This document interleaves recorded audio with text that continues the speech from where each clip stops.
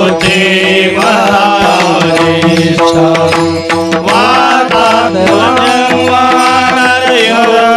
मुख्यं श्रीरामदूतं शरणं प्रपदे शरणं प्रपदे वचनायका कमलापते वचनायका कमलापते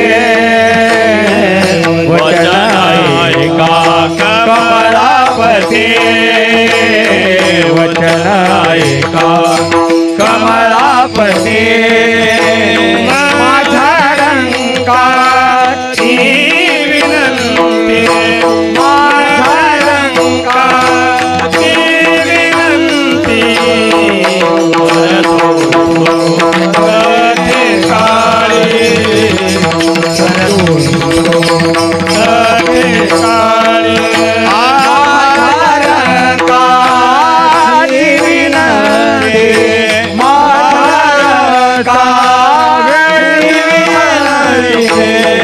कर दो कथे काळे कर दो खरे काळे आपण असा जवळ आपण असा कथे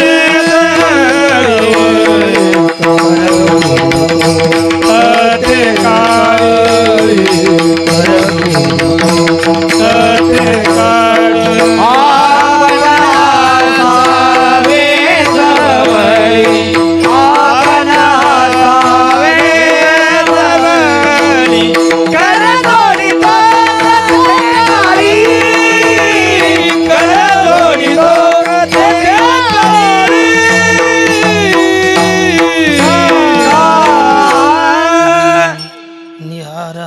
घनसार सुधाकराभां कल्याणदां कनकचम्पकदां भूषाम् उत्तुङ्गपीनकुचकुम्भमनोहराङ्गीं वाणीं नमामि मनसा वचसा विबुध्यै ॐ नमो ज्ञानेश्वरा करुणाकरा दयाळा तुमचा अनुग्रह लादलो पावन झालो चराचरी मी कळा कुसरी काहीच नेणे बोलतो वचने अतिभाविका एका जनार्दनी तुमचा दास त्याची आस पुरवावी ज्ञानेशं नामदेवञ्च एकनाथं तथैव च तुकारामं तथा वन्दे वारकरी परम्पराम् आदिनाथ समारंभान् श्रीज्ञानराजमध्यमान्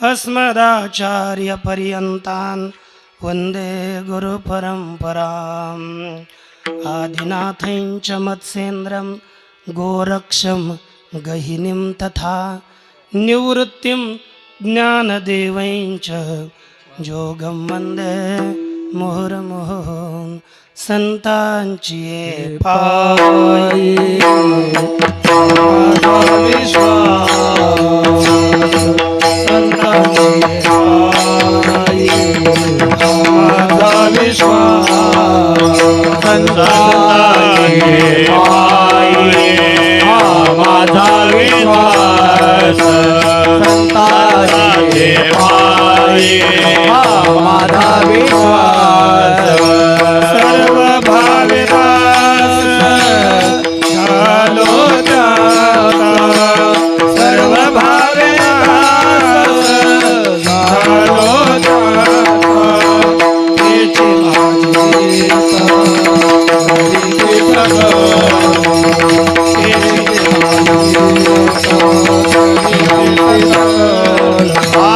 सर्व भाविदास झालो त्याचा सर्व भाविदास झालो त्याचा त्याची माझी हित करीती सकल त्याची माझी हित करीती सकल हा गोपाळ कृपा करे हा गोपाळ कृपा करे तेची माझी रीत करीती सकळ तेची माझी रीत करीती सकळ जेणे हा गोपाळ कृपा करी जेणे हा गोपाळ कृपा करी तेची माझे हित करीती सकळ तेची माझे हित करीती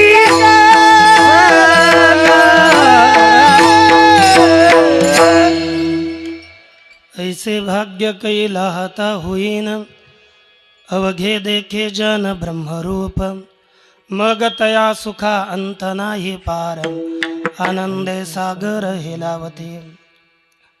प्रस्तुत कीर्तन रूपी सेवेकरिता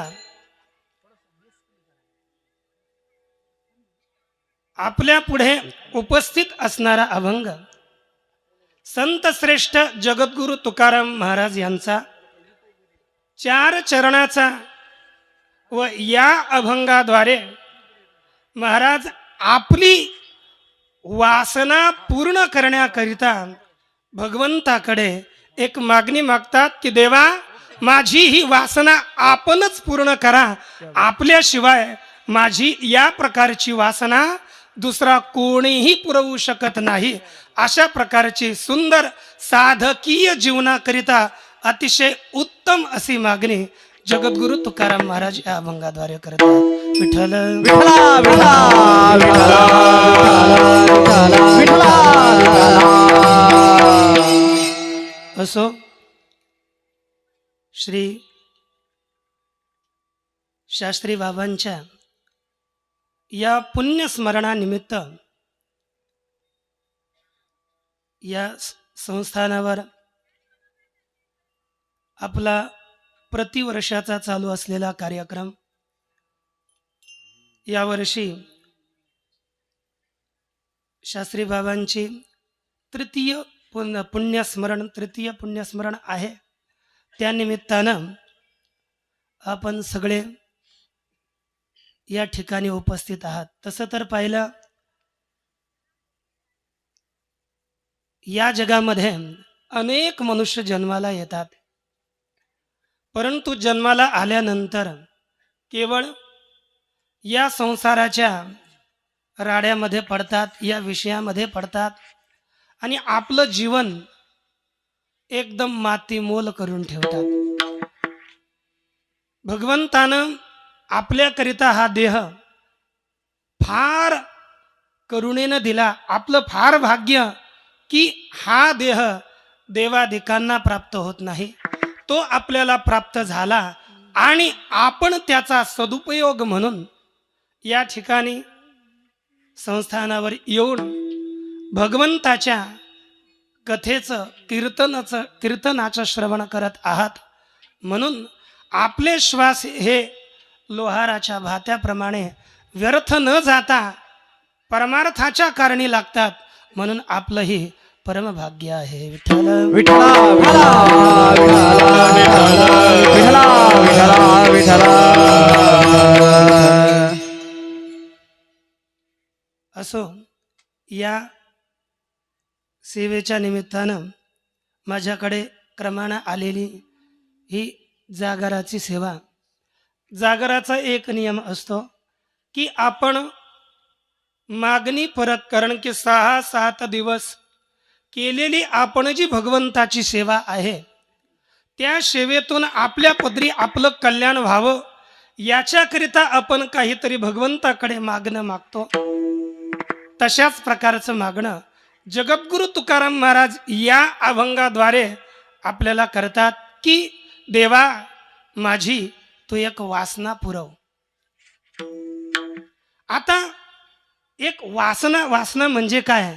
मनोरथ नाना वृत्ती, त्या नाव वासना सरित म्हणती. या प्रकारेशी नाथ बाबा आपल्याला वासनेचं स्वरूप सांगतात की अनेक प्रकारच्या मनाच्या कल्पना, अनेक प्रकारच्या मनाच्या वृत्त्या, त्याला वासना असं म्हणतात. किंवा तृष्णा मनसी भुक्तस्य विषयस्य श्रुतस्य वा दृढ भावनया प्राप्तुम वासनासा प्रकीर्तिता. वासना म्हणजे आपण भोगलेले जे विषय आहेत किंवा ऐकलेले विषय आहेत, त्या दोनही प्रकारच्या विषयाच्या प्राप्तीकरिता मनामध्ये दृढ भावनेनं प्राप्तीकरिता एक तृष्णा जागणं की मला हे भेटावं, हे भेटावं, अशा प्रकारची जी मनात तृष्णा असते तिलाच वासना असं म्हणतात. महाराज बोलतात की माझी तुम्ही वासना पूर्ण करा. पण आपण विचार केला तर ही वासना, बरं वासना पूर्ण करणं हे परमार्थात चांगलं आहे का? कारण की जर मनुष्याला आपलं कल्याण करायचं असेल तर वासना ही अगोदर खणून काढावी, तेव्हाची तेव्हाची गोसावी व्हावे ते, तेव्हाची गोसावी व्हावे तेने, तेव्हाची गोसावी व्हावे तेने, तेव्हाची गोसावी व्हावे तेने. असाही समूळ खणोनी काढावी, असाही समूळ खणोनी काढावी, तेव्हाची गोसावी व्हावे तेने, तेव्हाची गोसावी व्हावे तेने, व्हावे तेने, व्हावे तेने. वासना ही आपल्याला त्रास देणारी आहे, जन्माला घालणारी आहे. म्हणून वासना, कोणत्याही साधकाची वासना भगवान परमात्मा कधी पूर्ण करत नाहीत. पहा, मी एक सरळ तुम्हाला दृष्टांत सांगतो. रामायणामध्ये श्री तुलसीदास बाबांच्या रामायणामध्ये भगवान परमात्म्याच्या जन्माचे अनेक कारणं सांगत असताना एक कारण सांगताना बोलतात की एक वेळेस नारदजी तपश्चर्याकरिता हिमालयामध्ये बद्रिकाश्रम या ठिकाणी बसले असता इंद्राला वाटलं की आपलं हे आसन हिसकावून घेण्याकरता तर तप करत तर नाहीये ना, म्हणून इंद्रानं रंभादिक अप्सरांना नारदांची तपश्चर्या भंग करण्याकरिता पाठवलं. परंतु गेल्यानंतर अनेक प्रकारचे हावभाव इत्यादी करूनही श्री नारद महर्षीजींची तपश्चर्या भंग झाली नाही. उलट ते सगळे आलेले घाबरले आणि नारदजींना प्रणाम केला. तेव्हा नारदजींना सर्व झालेला वृत्तांत सांगितला. आम्हाला इंद्रानं पाठवलं. नारदाजींना अंतःकरणामध्ये एक गर्व निर्माण झाला आणि मी काम विजयी झालो अशा प्रकारच्या नारदजींचा गर्व झाला. आणि नंतर तोच वृत्तांत कोणालाही वाटतं की मी काम केलेलं ह्या सर्व लोकांना माहीत व्हावं, म्हणून नारदजी उठले आणि श्री शंकरजी जवळ आले आणि भगवान शंकरजी जवळ जाऊन बोलतात की मी कामाला जिंकलं, तुम्ही तर कामाला जिंकलं नाही, तुम्हाला क्रोध आला आणि तुम्ही कामदेवाला भस्म केलं, परंतु मी वास्तविक कामाला जिंकलं. भगवान शंकरजींना वाटलं काहीतरी गडबड दिसतंय. ते म्हटले तुम्ही इथे माझ्याजवळ तर हे सांगितलं, पण भगवान विष्णू जवळ जाऊन सांगू नका. नारदजीला वाटलं वा वा वा वा, आपलीच ख्याती सगळ्या लोकात तुम्हाला करावीशी वाटते आणि मी माझी थोडी सांगतोय तर यांना माझी ख्याती थोडी पचत नाही वाटतंय. मग नंतर आता डोक्यातच निघाले, भगवान विष्णू जवळ आले आणि त्यांना सगळं झालेला वृत्तांत सांगितला की मी कामदेवाला जिंकलाय. भगवान पहिल्यांदाच सुरुवातीलाच भगवंतानं नमस्कार केला, या या तुमचं स्वागत आहे. ते म्हणले कसं काय आले? तुम्हारी कृपा, तुमची कृपा आहे, पर तुमच्या कृपेनं मी कामदेवाला जिंकलं. भगवान म्हटले वा वा, शाबास पठ्या, तू फार चांगलं केलंस. आणि नंतर मग भगवंताला वाटलं आता याला थोडा अहंकार झाला. अहंकार दूर करण्याकरिता भगवंतानं विचार केला की याला काहीतरी शिकवायचं. नारदजी निघाले. जात असताना मध्ये एक नगर निर्माण केलं. नगर निर्माण करून एक राजाची एक अतिशय स्वरूप सुंदर कन्या, ती कन्या त्या ठिकाणी स्वयंवराकरिता भगवंतानं मायेनंच रचली. नारदजी गेले. अगोदर नारदजीला बोलवलं की पहा हिचा हात पहा, कन्या हिला नवरदेव कसा होईल. नारदजीनं पाहिलं की हो हा चांगला दिसतोय आणि हिचा हिचा जो पती होईल तो जगतपती होणार आहे. नारदजीला वाटलं आता जगतपती आपण का होऊ नयेत, पण आता स्वयंवरात हिनं मला वरलं पाहिजे. म्हणून नारदजी भगवान विष्णूकडे निघाले. पुन्हा आपल्याला आपलं स्वरूप मागण्याकरिता भगवान नारदजींना मध्येच रस्त्यात भेटले. नारदजी कहाँ जा रहे हो, क्या काम है, बहुत तीव्रता से जा रहे हो. तर नारदजी काय भगवान परमात्मा असे बोलल्यानंतर नारदजी म्हणतात, देवा स्वयंवर आहे, मला वाटतं आतापर्यंत तुमचेच विवाह झाले, आमचं जरी झालं तरी बरं, मग तुम्ही कृपा करा आणि मला तुमचं रूप द्या. भगवान म्हटले माझंच रूप देतो. ठीक आहे. आणि म्हटल्यानंतर नारदजी वापस आले. आता तर कारण की वासना जागृत झाली की मला या हिच्याशी लग्न व्हावं, म्हणून नारदजी गेले रांगेत, पहिल्याच रांगेत असे ताईट बसले, एकदम हात सावरून सोरून. आणि नंतर कारण की आता पहिला नंबर माझाच नारदजीला वाटलं. आणि तिथेच 2 शंकरजीचे दूतही बसले होते. नंतर नारदजी बसले, ती आली आणि माळा घेऊन सगळीकडे पाहू लागले. पहिली नारदजीची लाईन, नारदजीच्या लाईनीला पाहिल्यानंतर नापास, दुसरीकडे गेले. तिकडं जाऊन भगवान परमात्मा पुढे बसलेच होते. भगवान परमात्म्याच्या गळ्यात घातले आणि नारदजीला वाटलं नेमकं झालं काय, पताच लागेना. मग दूत म्हटले, अरे जाऊन थोडं आरशात जाऊन पहा. नारदजी आरशात जाऊन पाहतात तर भगवंतानं त्याचं हरिरूप बनवलं होतं. हरी म्हणजे वानर, तोंड वानराचं केलं. मग त्याला कोण बायको देणार आहे. नारदजी असे गरम झाले, तन उठले की निघाले भगवंताकडे. भगवान परमात्मा त्या नवीन विवाहित स्त्री बरोबर तिथं मध्यच रस्त्यामध्ये, काय नारदा कुठे. अरे वा, तुला भगवंताला म्हटले की तुला परम स्वतंत्र, तुला वरचे डोक्यावर काहीच नाहीये, कोणाची भीती नाहीये, जे येईल ते मनात करतो. नारदजी एकदम तावातावानं भगवंताला बोलतात आणि सांगितले, जशी तू माझ्याकडून ही स्त्री हिरावून घेतलीस तशी तुझी ही स्त्री पुढच्या जन्मामध्ये तुझी स्त्री तुझ्यापासून वियोग होईल. आणि जसं मला वानराचं रूप तू मला दिलंस, हे वानरच तुझी सहाय्यता करणारे होतील. या प्रकारे नारदजीनं शाप दिला आणि नंतर भगवान परमात्मानं ती माया दूर केली. नारदजीनं सगळं संपलं, काहीच दिसेना. नारदजीला फार पश्चाताप झाला. नारदजी म्हणतात, पण पुढची द्या, मला रामायण सांगायचं नाहीये, पण ही कथा आहे. याच्यातून आपल्याला हे कळतं की साधकाची जी वासना विपरीत असेल ती पूर्ण करू नये. आणि भगवान परमात्म्याकडे जगद्गुरु तुकाराम महाराज वासनेकरिताच प्रार्थना करतात. हे कितपत योग्य आहे. विठ्ठल विठ्ठला विठ्ठला विठ्ठला विठ्ठला.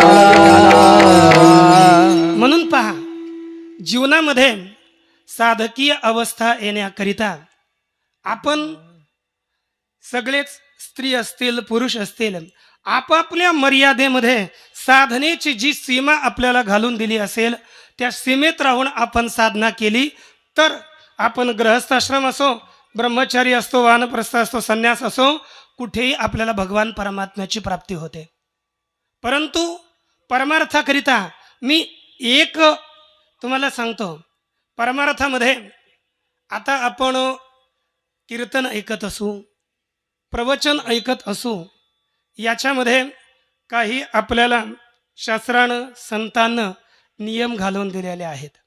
कीर्तन असंच असावं ज्या कीर्तनामध्ये भगवान परमात्म्याच्या सगुण स्वरूपाचं, निर्गुण स्वरूपाचं किंवा संतांच्या चरित्राचं वर्णन केलं असेल, असे आपण कीर्तन ऐकावीत आणि असेच कीर्तन ठेवावीत.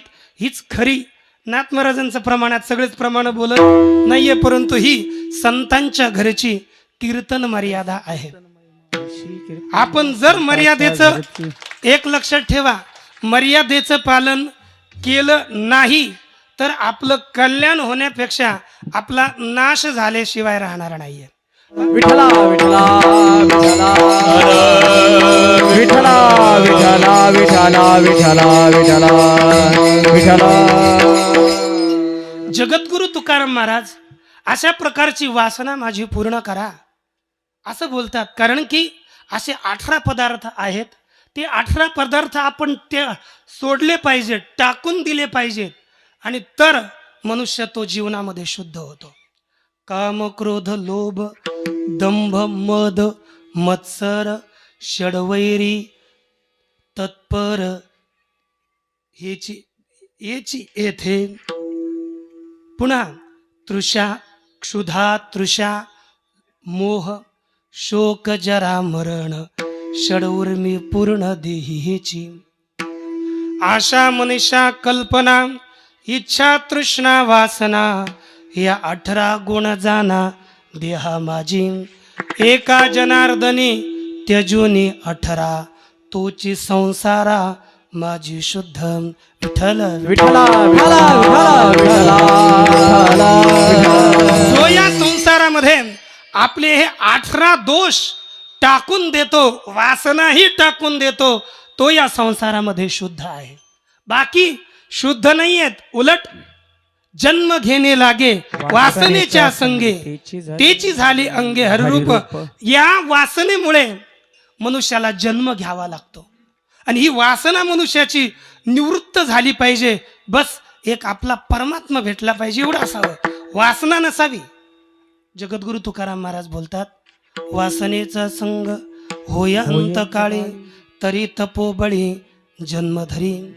म्हणजे तपस्वी जरी असला तर शेवटच्या वेळेला आपल्या अंतकरणात वासना असली तर जन्म घ्यावा लागतो. म्हणून मनुष्यानं वासना ही दूर करावी. जर वासना दूर केली नसेल तर मनुष्याला या संसारात जन्माला यावं लागतं. आणि महाराज अशी जन्म देणारी वासना माझी पूर्ण करा म्हणतात. का? याचं कारण काय आहे सांगा, अशा प्रकारची शंका येते.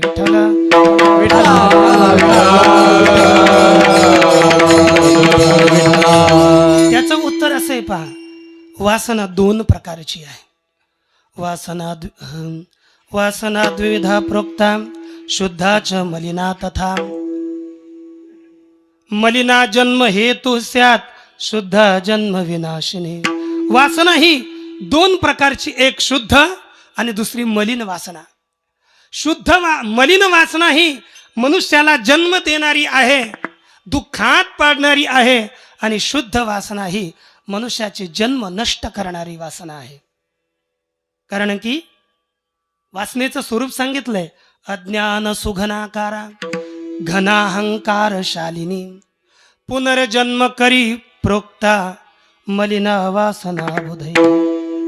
जी अज्ञान रूपी आहे, तिच्यात काहीच कळत नाही, काय करावं, क्या करे क्या न करे कुछ समझ में नहीं आता.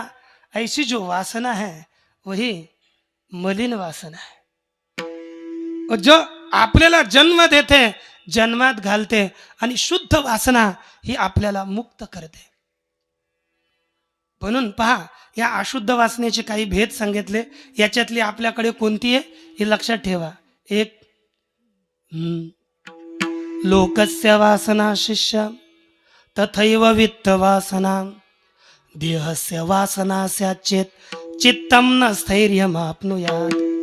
वासना कोणती आहे? एक लोकवास, हे शिष्य, एक लोकाची वासना, लोक वासना, वित्त वासना आणि देह वासना आपल्याकडे असेल तर आपलं चित्त कधी स्थिर होणार नाहीये.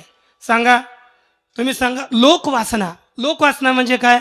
सगळ्याला वाटते की नाही, तुम्ही इथे आले, बाबानं मला पाहावं, मला बोलावं, मला थोडा मान द्यावा, वाटते की नाही? असंच वाटतं ना. ख्यातिर्ममैव लोके स्यात् पूजयेयुश्च मां जनाः इति या मनसी तृष्णा प्रोक्ता सा लोकवासना. माझीच लोकात ख्याती व्हावी, सगळे लोक माझी येऊन पूजा करावेत, अशा प्रकारच्या आपल्या अंतकरणातली जी तृष्णा आहे, इच्छा आहे, ती लोकवासना आहे. आणि लोकवासना साधूंच्या दृष्टीनं ही कशी आहे? सुकरी विष्ठा. सुकर म्हणजे पता आहे ना, डुक्कर. त्या डुक्कराच्या विष्ठेप्रमाणे साधू या वासनेला मानतात. इतकी तुच्छ आहे आणि ही जर आली तर आपला नाश करते. तशीच वित्त वासना आहे. लोके यत्किंचित, या लोकामध्ये हिरण्यम पशवो मही, एकोहम प्राप्नुयाम सर्वम इति तृष्णा. अशी जी तृष्णा आहे सा वित्त वासना. म्हणजे या जगामध्ये जितकं धन आहे, जितकं सुवर्ण आहे, जितके पशु आहेत, सगळी पृथ्वी आहे, ती सगळी एकटी मी प्राप्त करावी. असं एकटा मला सगळं भेटावं वाटतंय की नाही. दुसऱ्याचा बांध कोरताना त्याची थोडी तरी जमीन आपल्याकडे यावी, अशाच वासनेनं आपण करतो ना हे काम. ही वासना आहे, वित्त वासना आहे. ही वासना जर असेल, बरं एखाद्यानं बांध कोरला तर त्याचं चित्त स्थिर होतं का? घरी येऊन परेशान होतो, आता काय बोलेल तो. आणि चित्तच जर स्थिर नसेल तर परमात्म्याची प्राप्ती कुठून असणार आहे. अशीच लोकवासना, वित्त वासना आणि देह वासना. देह वासना सुद्धा ही आपल्याला त्रास देणारी आहे. पण देह वासना असं वाटतं ना, सगळे फेअर अँड लवली, पावडर, सगळे काय काय काय काय असतं ना, ते सगळ्यांकडेच आहे. पण जसं जसं आपण लावतो ते तसं तसं काळं होत आहे. शेंबूड म्हटले का लावायचा? हा ते तसंच म्हणतात बा. म्हणजे असं होतं, शोभनो मम देह स्यात् सुदृढश्च सदा युवा न म्रिय कदेतिच्छाम प्रोक्ता सा देह वासना. देह वासना काय आहे? शोभनो मम देह स्यात्, माझा देह सुंदर व्हावा. वाटतं ना? नाही वाटत? खरंच सगळं खोटी आहेत हो. मला वाटलं आपले माणसं आहेत, खरे बोलतील. जाऊ दे, हा काही सांगता येत नाही. शोभनो एवढे पुरतेच आपलं बोलतील. राम राम तुम्हाला. मग है ना, शोभनो मम देह स्यात्, माझा देह सुंदर व्हावा, सुदृढ व्हावा, ताकदवान व्हावा, सदा मी जवान असावं, कधीच मरू नये, असं वाटतं की नाही. याच वासनेला म्हणतात देहवासना. ही देहवासना ज्यांच्याकडे असेल त्यांचं चित्त स्थिर होत नाही, आपलंही नाही आहे ना. याच्याकरता सोडावंच लागणार आहे. तर आपण पुढे जाऊ. विठ्ठल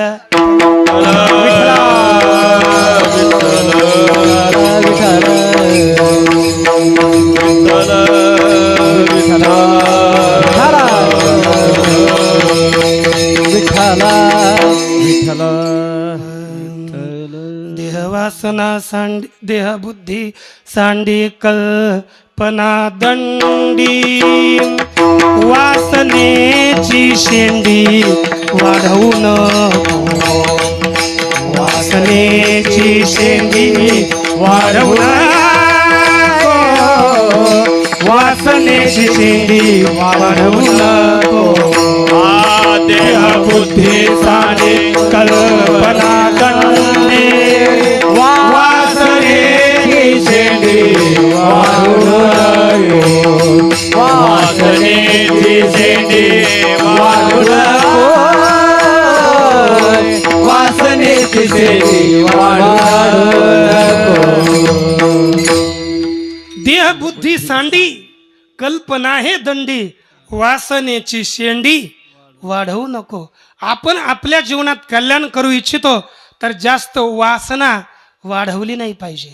म्हणून अगोदर काय करावं, ही वासना अनेक रूपक करून संत सांगतात. ही वासना सरित वासना आहे ना, सा शुभाशुभाभ्याम मार्गाभ्याम वहंती वासना सरित, साधकेन प्रयत्नेन योजनीया शुभे पथी.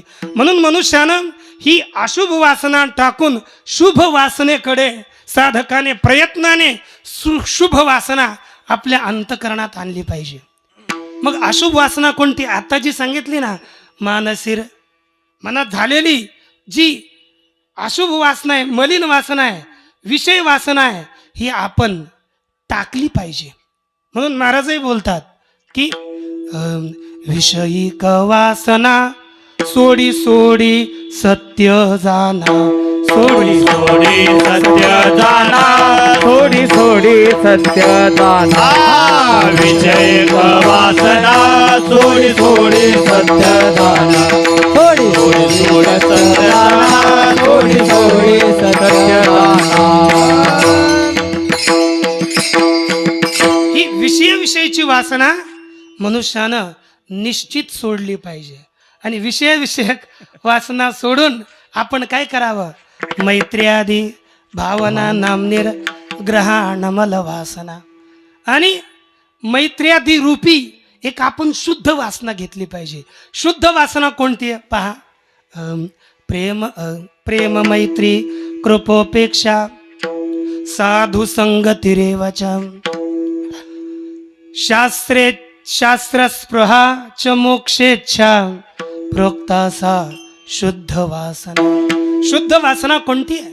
आपण मैत्री करणं, प्रेम करणं, भगवंतावर प्रेम केलं पाहिजे, भगवंताच्या भक्ताशी मैत्री केली पाहिजे. जे काही दुःखी असतील त्यांच्यावर आपण दया कृपा केली पाहिजे. आणि जे दुर्जन असतील दूरवरून त्यांच्याविषयी काहीच विचार करू नये, सोडून द्यावं, ऐकू नये, त्यांना दोषही देऊ नये आणि काही त्यांच्याशी बोलू नये, उपेक्षा करावी. ही शुद्ध वासना आहे. याच्यातून मनुष्य वाचू शकतो. आणि साधू संगती रे वचन, साधूंची संगती करावी. कारण की साधूंची संगती केली तर ही शुद्ध वासना आहे. आपण अनेक अभंग बोलतो की नाही. देव वसे चित्ती त्याची घडावी संगती, ऐसे आवडते मना देवा फरवावी वासना. ही वासना आहे, परंतु शुद्ध वासना आहे. शुद्ध वासना असावी. आपण शास्त्र ज्ञानेश्वरी वाचावा, गाथा वाचावा, हे वाचलं पाहिजे आपण. ही जर वासना असली तर यानं आपलं हळूहळू कल्याण होणार आहे, आपल्याला आपला उद्धार होईल. म्हणून शुद्ध वासना आपण आपल्या अंतःकरणात धारण केली पाहिजे. आणि दुसरी आहे मोक्षेच्छा. मोक्षाची इच्छा, भगवंताची प्राप्ती ही शुद्ध वासना आहे. शुद्ध वासना ही आपण मागितली पाहिजे. ही आपल्याला बंधनातून, या संसारातून मुक्त करणारी आहे. आणि महाराज आजच्या अभंगाच्या पहिल्या चरणात अशाच प्रकारच्या शुद्ध वासनेची याचना करतात. ऐसे भाग्य कैला हता येईल, ऐसे भाग्य कैला हता होईल, ऐसे भाग्य कैला हता होईन, ऐसे भाग्य कैला हता होईन. अवघे देखे जन ब्रह्म रूप, अवघे देखे जन ब्रह्म रूप, मग तया सुख अंत नाही पार, मग तया सुख अंत नाही पार. अवघे देखे जना ब्रह्मरूप, अवघे देखे जना ब्रह्मरूप, मग तया सुखांत नाही पार, मग तया सुखांत नाही पार.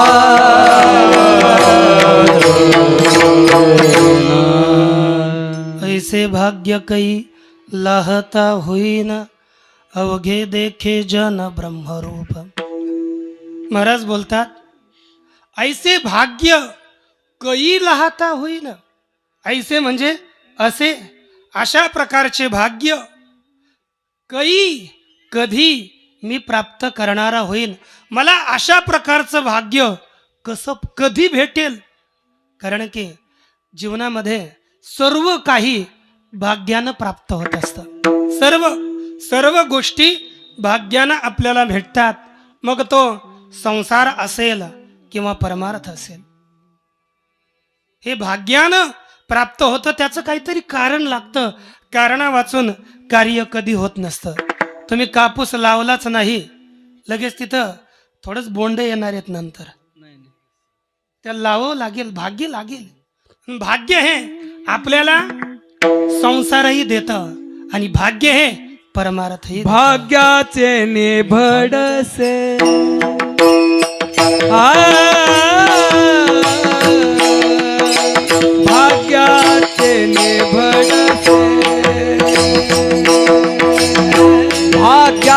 ने भडसे आ भाग्याचे ने भडसे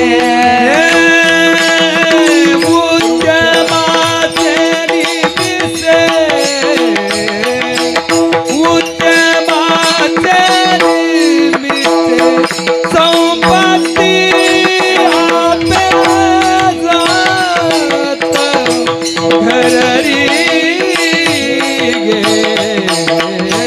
भाग्याचे निमित्ते भाग्याचे भडसे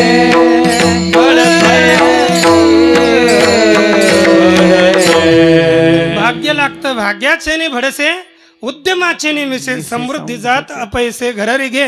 ज्ञानोबराय बोलतात भाग्यानं समृद्धी भेटते, सगळं काही भेटतं. हे भाग्यामुळेच संसार भेटतो. हे घरी घे समृद्धी जात अपैसे घरी घे. या भाग्यानं आपल्याला सांसारिक पदार्थ भेटतात, संपत्ती भेटते. जीवाने मान सोस करीसी माया भज मन पहिराया प्रारब्धेची जोडे धन प्रारब्धेची वाडे मान सोस करीसी माया भज मन पंढरीला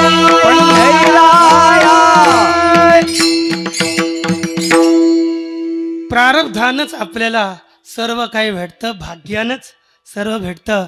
महाराज एकाच प्रमाणात बोलतात आपल्याला दोन्ही भाग्यानं प्राप्त होतं.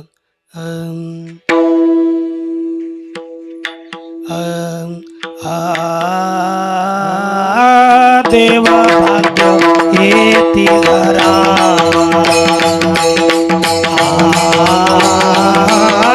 देव भाग्य येती घरा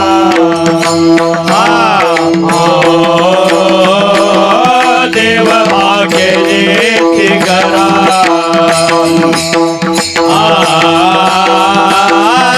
देव भाग्य येती घरा संपत्ती त्या सकाळा संपत्ती त्या सकाळा संपत्ती त्या सकाळा संपत्ती त्या सकाळा परद्रव्य परनारी परद्रव्य परनारी ओ परद्रव्य परनारी ओ परद्रव्य परनारी परनारी देव भाग्ये येती घरा. अर्थ काय आहे? भाग्ये देव घरा येती. भाग्यानंच देव आपल्या घरी येतात. संपत्ती त्या सकळा भाग्ये त्या सकळा संपत्ती घरा येते. म्हणजे भाग्यानेच देवही भेटतो आणि भाग्यानेच संपत्ती सुद्धा आपल्याला प्राप्त होते. म्हणून आपलं भाग्य आपण बनवायचं. आपल्याला सांसारिक पाहिजे की परमार्थिक पाहिजे? परमार्थिक जर भाग्य आपल्याला पाहिजे असेल तर आपण भगवंताला शरण जावं.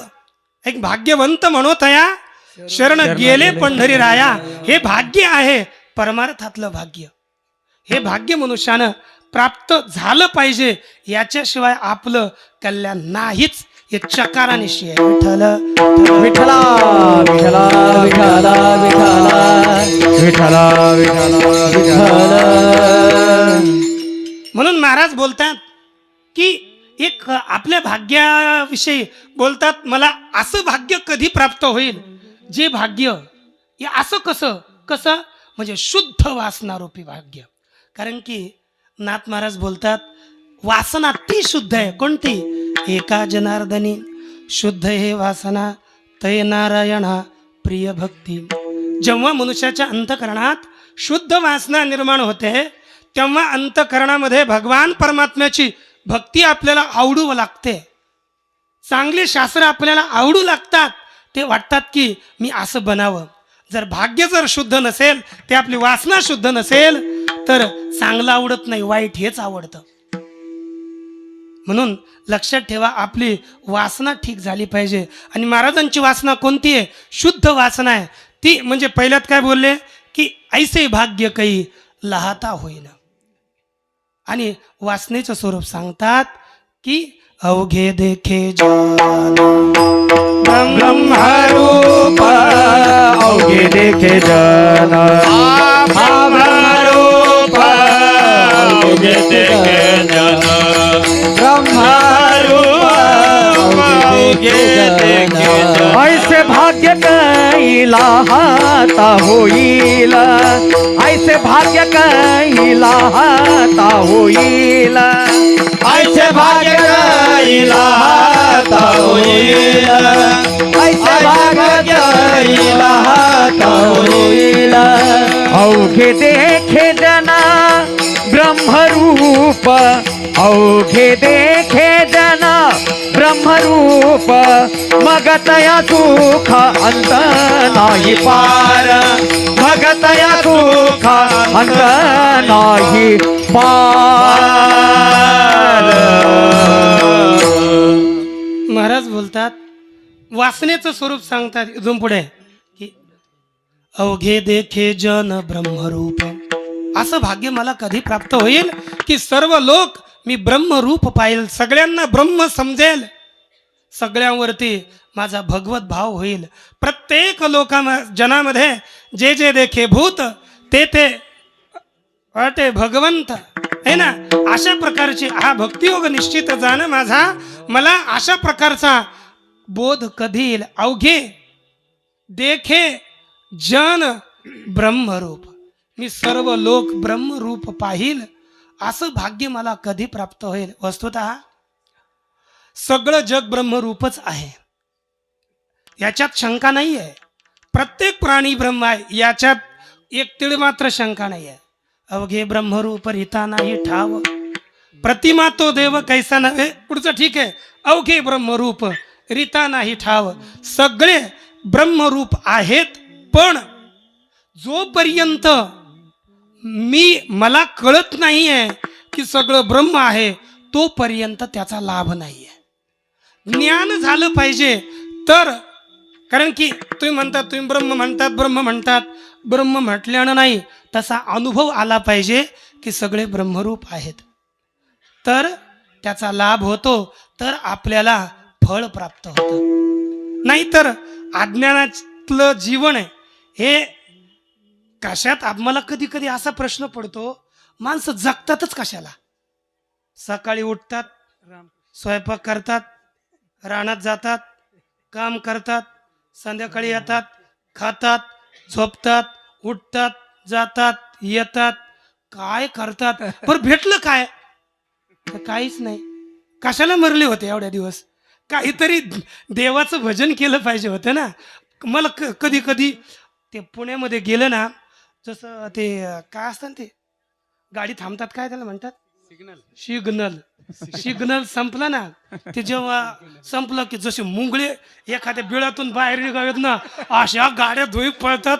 मी असं लोकांकडे असं पाहत राहतो, वा, याला म्हणतात संसार. विठ्ठल विठला विठला.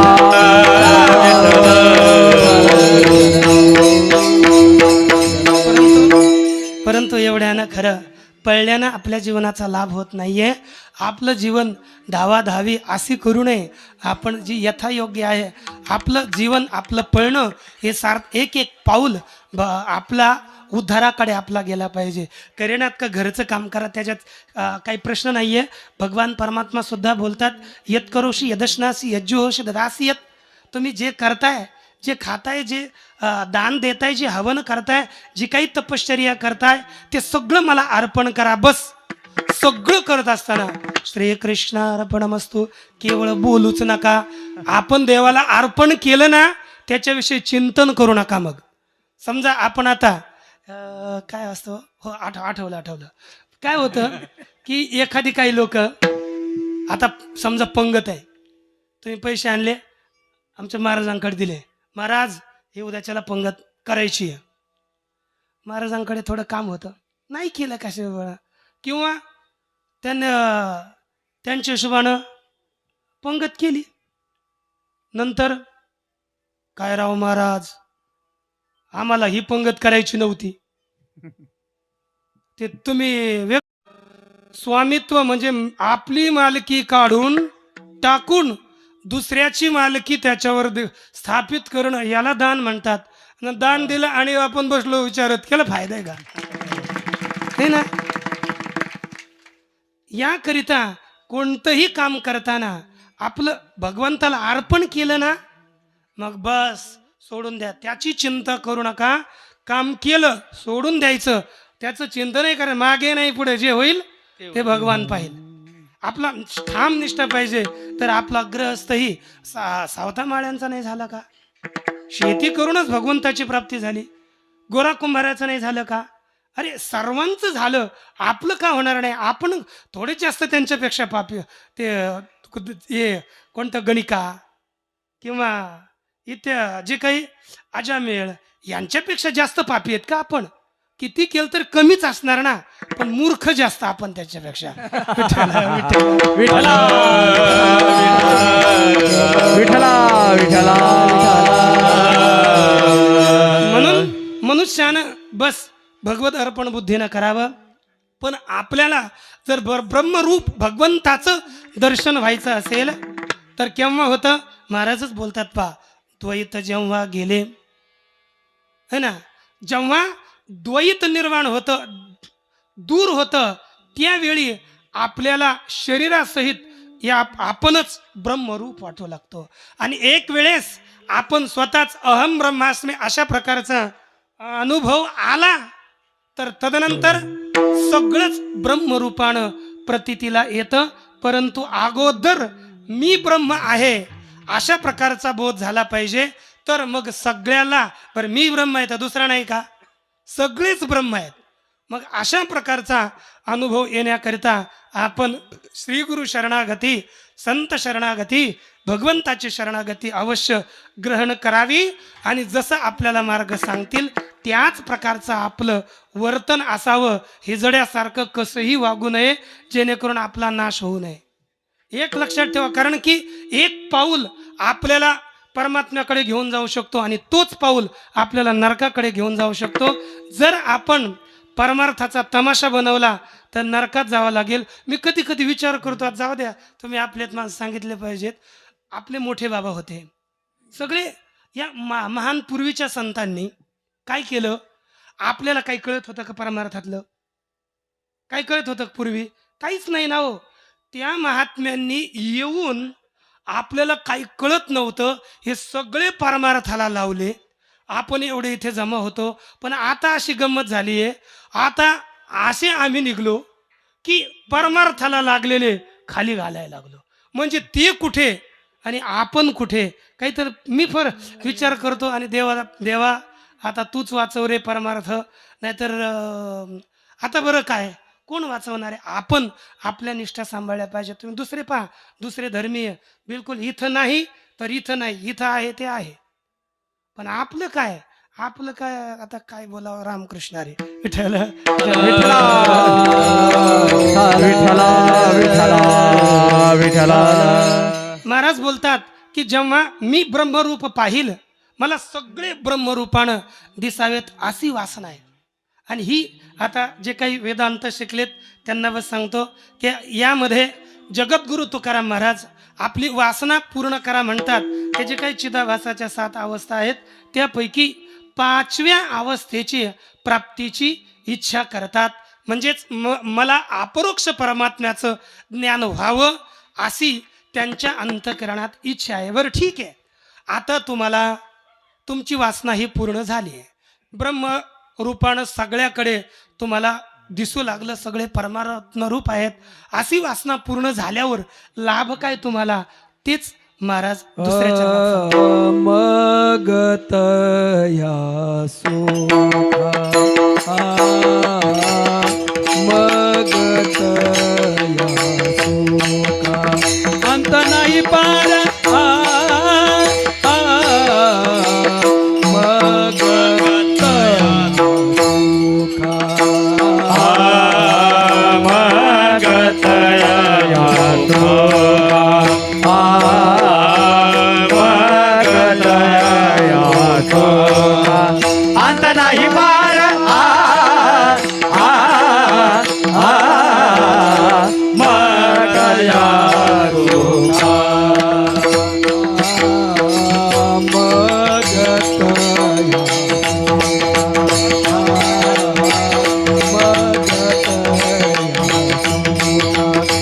नाही पार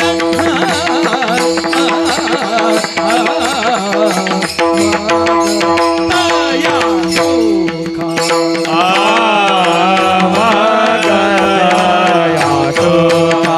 आता नाही पार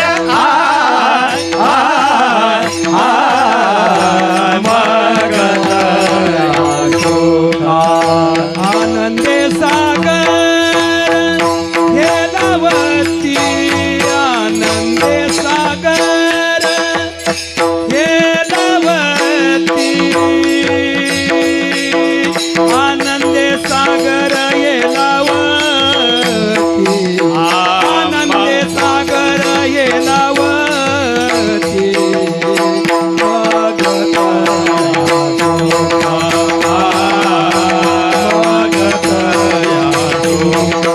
आता नाही पार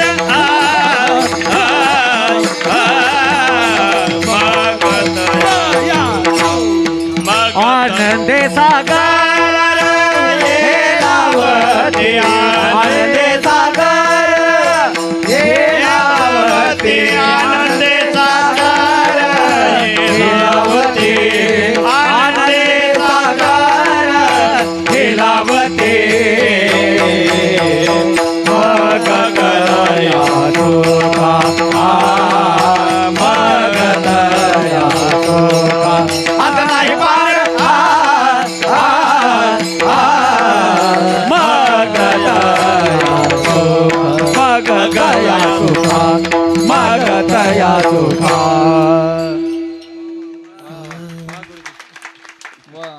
मलाही वाटलं चारीला अंतच नाही आता है ना मग तया सुखा अंत नाही अंत नाही पार आनंदे सागर हेलावती. महाराज बोलतात जेव्हा सर्व लोक मला ब्रह्मरूप दिसतील सगळे परमात्मा दिसतील मग त्या सुखाला अंत नाही आणि त्या सुखाला पार नाही. मग असं सुख प्राप्त होतं जे कधी नष्ट होत नाही आणि किती पार म्हणजे सीमा नाही अमर्याद सुख प्राप्त होतं. पहा तीन सुखाचे तीन प्रकार आहेत.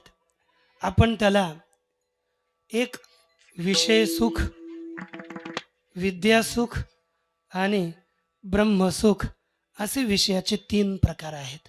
ते सुखाचे तीन प्रकार आहेत. यापैकी पहिले जे दोन सुख आहेत विषय सुख ते कसं आहे अंत नाश पावणारा आहे त्याला सीमा आहे. विद्या सुखालाही नाश पावणार आहे त्यालाही सीमा आहे एक मर्यादा आहे. पहा विषय सुख कसं आहे पहा हे विषय सुख भेटतं कधी तुम्हाला हे आता जे काही वेदांत जाणतात म्हणजे अज्ञान अवस्थेत की अज्ञान आवरण विक्षेप या तीन अवस्थेमध्ये जे सुख प्राप्त मनुष्याला होतं ते विषय सुख आहे. पहिल्या तीनही अवस्थेचं सुख म्हणून तयासीच विषय गोमटे आवडते आरंभ काय का तैसे नाही आठवत जाऊ द्या है ना. म्हणजे सांगितलं की ज्यांना म्हणजे ज्यांना आपल्या ज्यांना स्वसुखाचे खराटे तयासीच विषय हे गोमटे आवडती म्हणजे ज्यांना आपल्या आत्मसुखाचे प्राप्त नाहीये आत्मस्वरूपाचं ज्यांना ज्ञान नाहीये त्यांनाच हे विषय सुख आवडतं.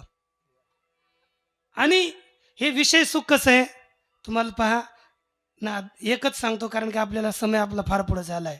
माऊली बोलतात ज्या प्रकारे आकाशातून ढग यावेत आणि आपले महाराज म्हटले की तुम्हाला सांगतो ना महाराज म्हटले वाह काय सुंदर सावली पडली आहे थंडगार ना हो थंडगार सावली आहे. आता ते आपलं माळवद आहे ते विकून टाकू आणि या मोठ्या छताखाली आपण राहू. किती दिवस टिकेलो विषयाचे समसुख वेगळाची बाहुली आभ्राची सावली जाईल लया आभ्राची सावली जाईल लया आभ्राची सावली जाईल लया आभ्राची सावली जाईल लया विषयाचे समसुख बेगडाची बाहुली अभ्राची सावली जाईल रया. विषयांचं जे सुख आहे जसे बेगडाची बाहुली आपण करावी, दिसायला ठीक, आतून सगळं शेणच, शेणावरून जे बेगड लावून दिसावी चांगली केली जाते, बेगडाच्या बाहुलीसारखं किंवा आभाळातली जी काही सावली आहे त्याप्रमाणे हे विषयाचं सुख क्षणिक, भोगते क्षणी वाटेल ठीक, परंतु तद उत्तर क्षणीच आपल्याला दुःख देणारा असं विषय सुख असतं. पण सांगे वात वर्ष आतप उधरे हे अभ्रछायाची जरी सरे तरी त्रिमात्रिके धवळारे करावी का. ज्ञानोबराय बोलतात की जर आपल्याला ढगाच्या सावलीनंच आपलं जर निर्वाह झाला असता तर 3-3 मंजिल बिल्डिंग कशाला बांधायच्या. आपण बांधतो की नाही. म्हणजे इथे तरी हुशार आहेत, परंतु विषयाविषयी आपण म्हणतो की हेच सुख उत्तम आहे, ही फार मोठी चूक आहे. म्हणून हे सुख अंत पावणार आहे आणि सीमित आहे, नित्य नाहीये. सुख भेटतं किती, सुख पाहता जवा पडे दुःख पर्वत, सगळं दुःखच दुःख आहे, थोडंसं सीमित सुख आहे. म्हणून या सुखाला अंत आहे आणि पारही आहे. विठ्ठल दुसरं सुख विद्या सुख, विद्यानंद. हा विद्यानंद जी चौथी अवस्था आपण त्याला परोक्ष ज्ञान म्हणतो. या अवस्थेमध्ये जे आपल्याला सुख भेटतं ते विद्यानंद. म्हणजे एक तुम्हाला काही ठाऊक आहे आणि आम्हाला काही ठाऊक आहे, म्हणजे आपला अर्थ चांगला होईल. आम्हाला साधू संत असं मोठे महात्मे सांगतात जे नित्य कथा करतात, कथेला फिरतात, लोक त्यांची नित्य पूजा करतात, पण ते काय म्हणतात एकांतात बसल्यावर, तुम्ही करता ते फार चांगलं आहे, मला तुमचं काय बिघडलं. ते म्हणू लागले, अरे काय सांगावं, आमचं सगळं विसरलो, काहीच राहिलं नाही. म्हणजे झालं काय. ते म्हणतात एक एक पंक्ती जर लावली ना तर एका पंक्तीचा, म्हणजे ओळीचा, बरं का, तुम्ही म्हणले आता पंक्तीचा खाण्याचा, ते व्हायचं उलट सगळं. एका ओळीचा जर अर्थ लागला तर जसा मुलगा उत्पन्न झाल्यावर सुख होतं तसं एका ओळीचा अर्थ लागल्यावर सुख होतं. एवढा आनंद त्या विद्येत आहे. तुम्ही घेऊन पहा. विठ्ठल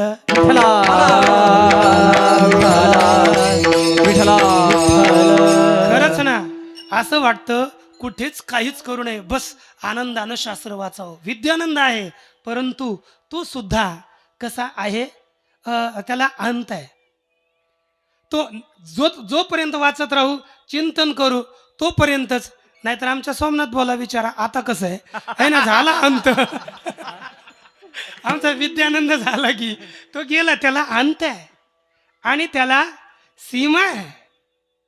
त्या आनंदाला कशी आहे, सीमा आहे, मर्यादित आनंद आहे, तो पुरेपूर आनंद नाही. म्हणून शेवटी शास्त्राला सांगावं लागतं, फलालमेव धान्यार्थम तेजेत ग्रंथम अशेषता. सोडून द्या, बस ब्रह्माकार वृत्ती करून तदाकार होऊन राहा. तोच आनंद मुख्य आहे आणि तो आनंद भगवत साक्षात्कारानं प्राप्त होतो. विठ्ठल विठ्ठला विठ्ठला विठ्ठला विठ्ठला. आता कोठे धावे मला, आता कोठे धावे कोठे धावे मन, आता कोठे धावे मन. जाऊ द्या, सोडून द्या आता आपलं थातमन नका धाव. आता कोठे धावे मन, तुमचे चरण देखली या भाग. तुमचं चरण जर देखलं तर पाहिलं तर होतं काय, भाग गेला, क्षीण गेला. ही शोकनाश स्थिती आहे आणि अवघा झाला आनंद. भगवान यालाच वेदांत शास्त्रात आनंद वाप्ती म्हणतात. बाकीच्यांना नसन कळालं तरी 5-7 नाव लक्षात राहतील तुमच्या. पाऊस तुमच्या बुद्ध्या किती तीव्र आहेत. हा, एक पहिलं अज्ञान लक्षात ठेवला काय सांगा बोला बरं. हा, काय आवाज माझा एकट्याचा सगळ्याकडे आवाज आणि तुमचा मांजरी सारखा मी अज्ञान. हे काय बोला काय अज्ञान. वा उत्तम. पहिली अवस्था अज्ञान. दुसरी अवस्था आवरण. काय झाकण झाकण त्याला आवरण म्हणतो. पहिली दुसरी तिसरा विक्षेप. काय म्हणतात पहिली केलं विसरून. दुसरी तिसरी आता क्रमाक्रमाने बोला. या 3 अवस्था झाल्या. या अज्ञानी अवस्थात म्हणजे अज्ञानी जीवाच्या या 3 अवस्था असतात. आता पुढच्या 2 पहा. एक म्हणजे चौथी परोक्ष ज्ञान. बोला परोक्ष ज्ञान. खाल्लं की नाही तुम्ही बाबा खाऊ घातलं नाही. लय आणलं. अशा कशा पंक्ती आता बोलता सुद्धा येत नाही यांना. कोणती आहे लय खाल्लंय ते. सुंदर झालं गड्यानो. चौथी कोणती. हा उत्तम. पहा बरं आमचे गुरुजी लगेच सांगतात. पण मला गुरुजी कोण नाही तुमच्या सगळे कोण पाहिजे ना. आता गुरुजी म्हटल्यानंतर ती आमची गुरुजी आहे ना. 5वी अपरोक्ष ज्ञान. बोला पहिल्यापासून 5 शब्दानं अज्ञान आवरण विक्षेप परोक्ष ज्ञान अपरोक्ष. आता तुम्हाला विचारणे सावध राहा आहे ना. आता टाळ कर 2 आता राहिलेल्या. कारण की 6वी शोकनाश कोणती आणि 7वी आनंदावाप्ती. हे कठीण आहे. आनंद प्राप्ती कळते का. हा आता सांगा क्रमानं नाही तर आपण नापास करू बरं का. अज्ञान आवरण विक्षेप. हा पुढे परोक्ष ज्ञान अपरोक्ष ज्ञान. हा पुढे 2 राहिले. आता 2 राहिले तर राहिलेत ते काय विठ्ठल विठ्ठल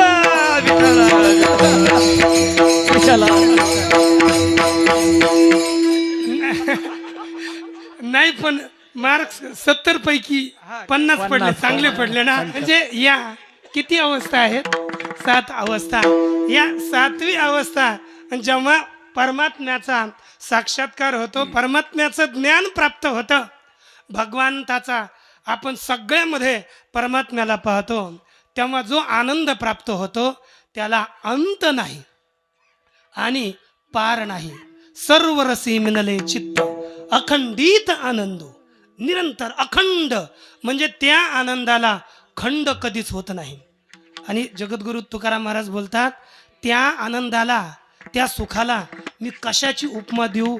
तो आनंद असा अपार आहे आणि हा अपार आनंद केवळ भगवान परमात्म्याच्या ज्ञानानं साक्षात्कारानं प्राप्त होतो. व आणि असा आनंद प्राप्त झाल्यामुळे आम्ही आमच्या समाधी अवस्थेत जेव्हा राहतो आनंदे सागर हेलावती. या आनंदानंच आमचा आत्मानंद आहे सागर आहे तो निरंतर. त्याला लाटा सुद्धा आनंदाच्याच येतात. सागर हे आनंदाचा लाटाही आनंदाच्या. सगळा अखंड आनंदच आनंद. अनंताचे डोई आनंद आनंदाचे डोई आनंद आनंदाचे डोई आनंद रंग आनंदाचे डोई आनंद रंग आनंदाचे अंग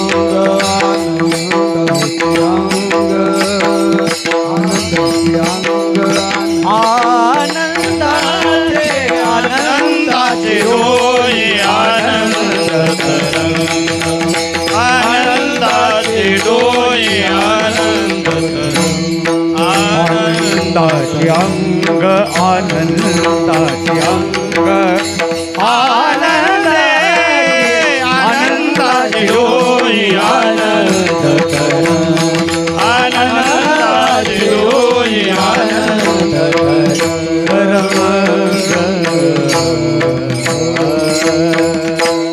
वा आनंदाची डोही काय काय अवस्था असेल. तुम्ही आपल्या मनात थोडा तरी विचार करा, काय तुकोबरायांची अवस्था असेल. नित्य अखंड आनंदामध्ये वावरणारे हे महात्मे. अशा प्रकारच्या हा लाभ केवळ आत्मज्ञानाने प्राप्त होतो. महाराज बोलतात, जर देवा अशा प्रकारची आमची वासना पूर्ण करा. बरं, जरी ही सगळ्या जगामध्ये परमात्म ज्ञान व्हावं अशा प्रकारची वासना जर पूर्ण करता नाही आली, तर देवा तुम्ही एक अशा प्रकारची आमची त्याच्या साधनेची वासना पूर्ण करा. इथून पुढचे जे 2-3 चरण आहेत ना, ही तत्वज्ञान समजा साध्य वासना आहे. आणि पुढचे 3 चरणात सांगितलेली क्रमाक्रमानं उतरत्या क्रमानं साधनाची वासना आहे. म्हणून महाराज बोलतात, शांती, क्षमा, दया, मूर्तिमंत अंगी, परावृत्त संगी, कामाधिका. काय असावं? माझ्या अंतःकरणामध्ये देवा शांती प्राप्त व्हावी. शांती त्याला 2 अर्थ आहेत. एक शम म्हणतो आपण, म्हणजे माझा मनावर निग्रह व्हावा. ही तत्वज्ञानाचं साधन आहे हे शम. किंवा शांतीचा दुसरा अर्थ केला संतोष, म्हणजे यत्किंचित वस्तू संप्राप्ते स्वल्पम वा यदि वा बहु या तुष्टिर्जायते चित्ते शांतीस्सा गद्यते बुधई. शांती कशाला म्हणतात? की थोडी काही वस्तू प्राप्त झाली, यत्किंचित स्वल्प प्राप्त होऊ द्या किंवा अधिक वस्तू प्राप्त होऊ द्या, जेवढी वस्तू आपल्याला प्राप्त होईल, शेतात जेवढं काही पिकेल तेवढ्यातच संतोष मानणं ही शांती आहे. ही शांती आपल्या अंतःकरणात आली पाहिजे.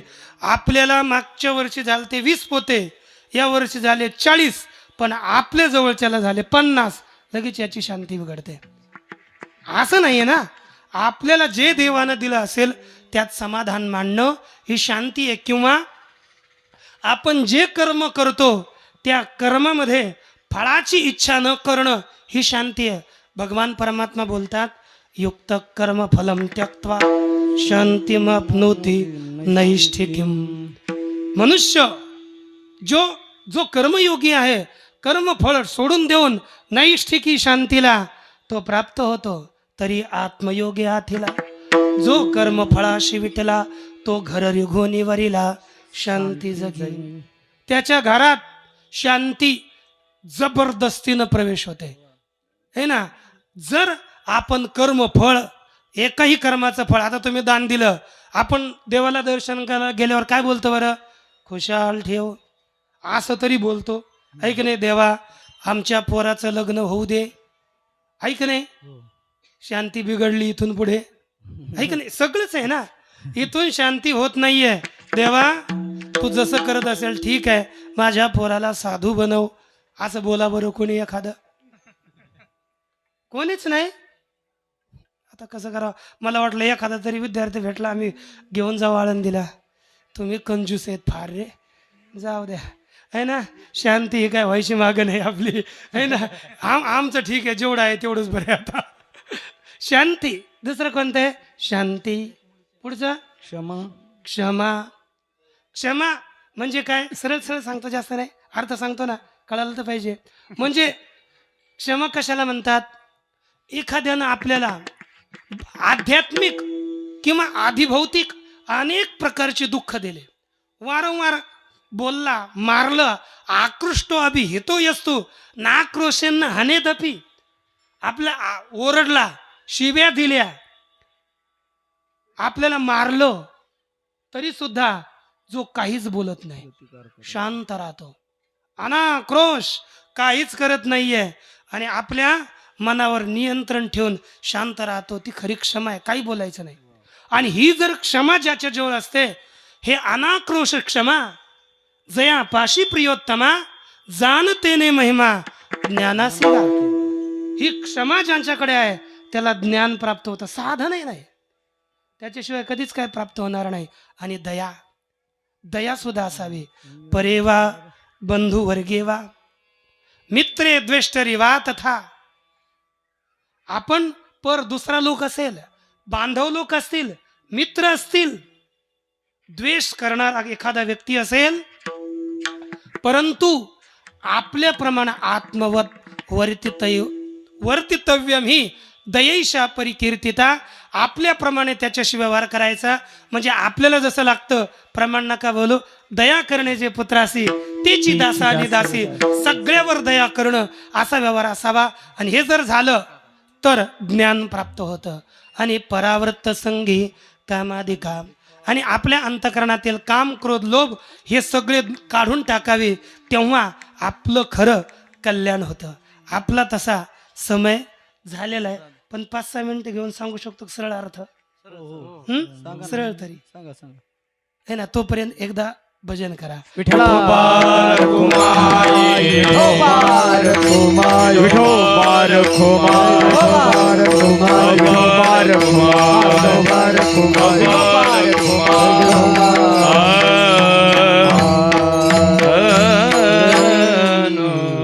थोडं 10 मिनिटं करता, जास्त नाही मला. हो 10-2 झालेत. 10ला समजा 8 मिनिटात सरळ सरळ अर्थ सांगतो बा.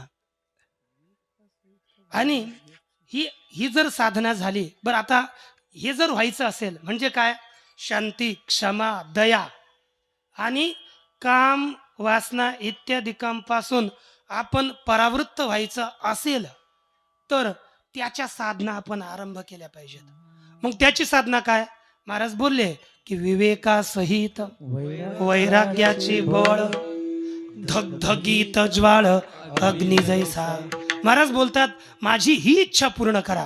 आणि खरंच अशा इच्छा पूर्ण झाल्याशिवाय कल्याण होत नाहीये. ही सगळ्यात सुंदर अभंग म्हणजे गाथ्यात फार आवडतो, मनाला भावणारा वाटतं की हा अभंग केवळ गुणगुणत बसावा. इतका सुंदर अभंग आहे की विवेकासहित वैराग्याची बळ म्हणजे काय असावा, विवेक असावा. नित्य कोण नित्य आहे, ब्रह्मैवेकम हि तन्नित्यम अनित्यम सकलम जगत एवं रूपो विचारो यह विवेकस्य उदारत वेदांत रत्न सागर. है ना की ब्रह्मैवेकम हि तन्नित्यम, ब्रह्म हे एक नित्य आहे आणि सगळं जगत अनित्य आहे. अशा प्रकारचा विचार म्हणजे आपण जे संसारात कामं करतो ते अनित्य आहेत, बस भगवंताकरता परमार्थ करतो तेवढंच सत्य आहे. असा जरी विचार झाला तर आपण हळूहळू लोकांना त्रास देणार नाहीत, सगळ्यांना क्षमा करू, है ना, मन शांत राहील, दया करू आणि विषयांपासून थोडं थोडं हटून आपण परमार्थाकरता प्रवृत्त होऊ. म्हणून विवेक असला पाहिजे. आणि विवेकही जास्त दिवस टिकण्याकरता वैराग्याचे बळ पाहिजे. ज्याप्रमाणे प्रज्वलित अग्नी, भडकलेला अग्नी असावा तसं प्रखर वैराग्य पाहिजे. आणि म्हटलं ना आपल्याला शास्त्रानं सांगितलं, अरे आता 50 वर्ष झाले, घर सोडून दे, चल परमार्थात, लगेच निघलं पाहिजे. खरंच अशाच विभागण्यात आपल्याला शास्त्र सांगतं 25 वर्षापर्यंत ब्रह्मचारी असावं, 50 वर्षापर्यंत गृहस्थाश्रमात राहावं, तिथून पुढे वानप्रस्थ, घरी राहता कामा नये 75 पर्यंत, आणि तिथून पुढे संन्यास. कमीत कमी वानप्रस्थामध्ये तरी चला आळंदीला आहेत का 50 वाले पुढचे? नाही, नाताला कोण सांभाळेल, कोणाला तरी तयार करावं. ते म्हणतील बाबाने 2-4 गाड्या आणल्या, काय आपलं काय नाही, गाड्या भरपूर तयार करू आपण. बरं म्हणजे शास्त्र सांगतं खरंच, पण आपण परमार्थ केला पाहिजे. बरं तिकडं नका काय ना, इथं आपला संस्थान आहे, गड आहे, इथे जाऊन तरी प्रतिदिवस 1 घंटा नामस्मरण करा, त्याचा लाभ होईल पहा. याच्यामध्ये यानंतर परावृत्त संगी कामाधिका. आणि 5व्या चरणात असेच बोलले, काय पाहिजे, भक्ती नवविधा, भाव शुद्ध वरी, अलंकारावरी मुकुटमणी. 9 प्रकारची भक्ती, तुम्हाला 9 प्रकारची भक्ती कोणती आहे? श्रवणम कीर्तनम विष्णु स्मरणम पादसेवनम अर्चनम वंदनम दास्यम सख्यम आत्मनिवेदनम. या प्रकारची 9 प्रकारची भक्ती आहे आणि 9 प्रकारच्या भक्तीचे एक एक आचार्य आहेत. बस नाव सांगतो, लगेच संपतो विषय. पहा, श्री विष्णू परीक्षित भवत वैयासकी कीर्तने प्रल्हाद स्मरणे तदंघ्रि भजने लक्ष्मी पृथो पूजने अक्रूरस्त्वाभिवंदने कपिपतिर दास्येत सखेर्जुनः सर्वस्वात्मनिवेदने बलिरभूत कृष्णाप्तिरेषां परम. सर्व भक्तांची यादी दिली. श्री विष्णू स्मरणे परीक्षित भवत. भगवान परमात्म्याच्या विष्णूची स्मरण भक्ती करणारे श्री परीक्षितजी झाले. श्री विष्णू श्रवणे, स्मरण नाही श्रवण. श्री विष्णू श्रवणे परीक्षित भवत वैयासकी कीर्तने. वैयासकी म्हणजे श्री व्यास महर्षीजींचे पुत्र श्री शुकाचार्य, त्यांनी भागवत सांगितलं, ते कीर्तन भक्तीचे आचार्य आहेत. श्री विष्णू श्रवणे परीक्षित भवत वैयासकी कीर्तने प्रल्हाद स्मरणे. श्री प्रल्हादजी स्मरण भक्तीचे आचार्य आहेत. भगवान परमात्म्याचा नामस्मरण करणारे ते आचार्य आहेत. प्रल्हाद स्मरणे तदंघ्रि भजने लक्ष्मी पृथु पूजने. भगवान परमात्म्याच्या चरणकमलांची सेवा करणारी श्री लक्ष्मी माता आहे. पृथु हे भगवान परमात्म्याची पूजा भक्तीचे आचार्य आहेत. अक्रूरस्त्वाभिवंदने.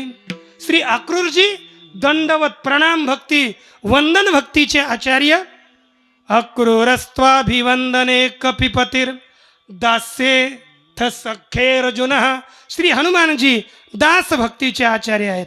हनुमंत दास्यत्व निकट हनुमंते पै केले म्हणून देखील रामचरण दास्येथ सखे अर्जुन. अर्जुनजी भगवान परमात्म्याची सख्य भक्ती करणारे आहेत. सख्य भक्तीच्या आचार्य आहेत. श्री ज्ञानोबराय सुद्धा बोलतात की आत्मनिवेदना तळीची जे पीठिका आहे सख्याची, पार्थू अधिष्ठात्री तेथीची मातृका गाम. अर्जुन हा सख्य भक्तीचे म्हणजे आत्मनिवेदन, त्याच्या अगोदरची भक्ती असणारी सख्य भक्तीचे आचार्य श्री अर्जुनजी. आणि सर्वस्वात्मनिवेदने बलिराभूत कृष्णाप्तिरेषां परम.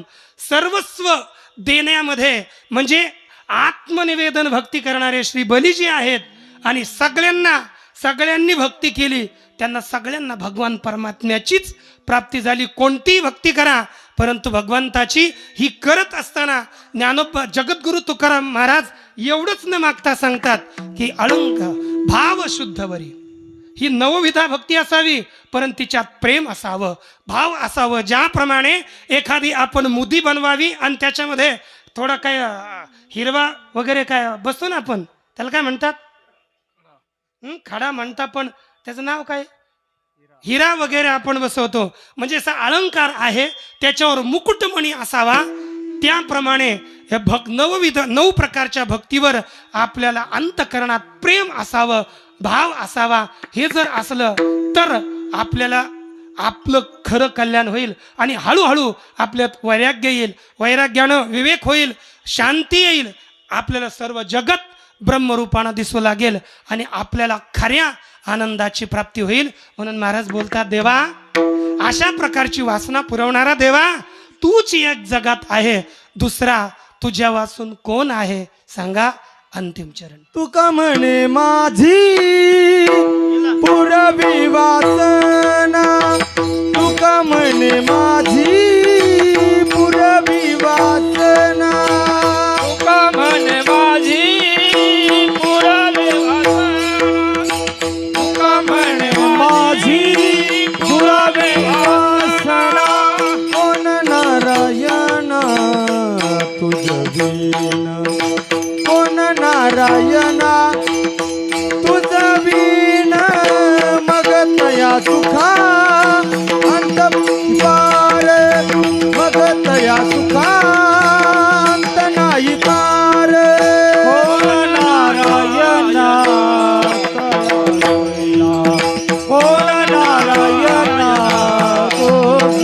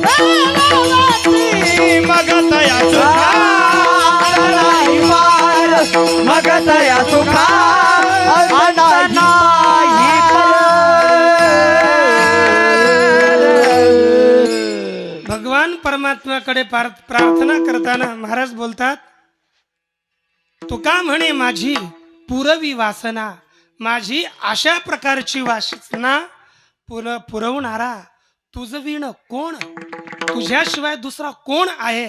अर्थात अशा प्रकारची पारमार्थिक शुद्ध वासना पूर्ण करणारा केवळ भगवान परमात्माच आहे.